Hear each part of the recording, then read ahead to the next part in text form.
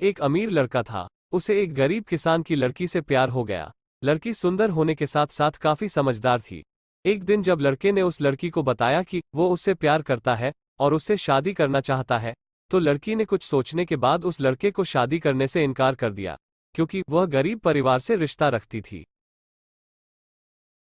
लेकिन कुछ समय बाद जब ये बात उस लड़के को पता चली, तो उसने लड़की के माता पिता से बात की और उस लड़की को समझाया। काफी समझाने के बाद वह लड़की मान गई और दोनों की शादी हो गई। शादी के बाद लड़का उसे बहुत प्यार करता था। दोनों का दाम्पत्य जीवन काफी अच्छा चल रहा था। लेकिन कुछ महीनों बाद लड़की को चर्म रोग स्किन डिजीजेस हो गया, जिसके कारण उसकी खूबसूरती ढलने लगी। अब लड़की को यह डर भी सताने लगा कि उसकी खूबसूरती ढलने के कारण कहीं उसका पति उसे छोड़ न दे।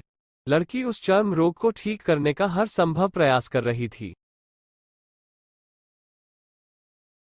समय बीत रहा था और लड़की की खूबसूरती धीरे धीरे ढल रही थी।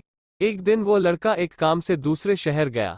लड़का जब वहां से वापस आ रहा था, तो उसका रास्ते में एक कार के साथ एक्सीडेंट हो गया। उस दुर्घटना के दौरान लड़के की आंखें की रोशनी चली गई।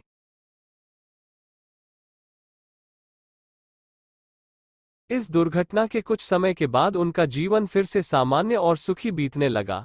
वो लड़की चर्मरोग की वजह से दिन प्रतिदिन कमजोर और बदसूरत होती गई, लेकिन पति अंधा होने के कारण उनका दाम्पत्य जीवन ठीक चलता रहा, और दिखाई न देने के कारण वह लड़का उससे पहले की तरह प्यार करता रहा।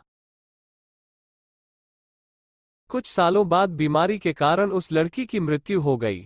पत्नी की मृत्यु होने के बाद वो लड़का अंदर से दुखी हो गया और वो शहर छोड़कर जाने वाला था। तभी उसके पड़ोसी ने उसे सांत्वना देते हुए कहा, अब आप तो अपनी पत्नी के बिना अकेले पड़ जाएंगे। वो आपका काफी ख्याल रखती थी। अब आपका जीवन अंधकार में कैसे व्यतीत होगा। तब उस लड़के ने अपने पड़ोसी की ओर देखा और गहरी सांस लेते हुए कहा, मैं कभी अंधा था ही नहीं, लेकिन मैं यह सोचकर अंधे होने का नाटक करता रहा कि कहीं मेरी पत्नी को उसकी बीमारी और बदसूरती के कारण यह ना लगे कि मैं उससे प्यार नहीं करता।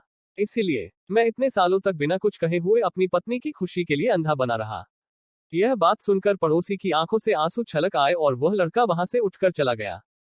शिक्षा। अगर आप जीवन भर खुश रहना चाहते हैं, तो आप लोगों की कमियों की तरफ ही नहीं, उनकी खूबियों की तरफ भी गौर करिए। आपका जीवन आसान हो जाएगा।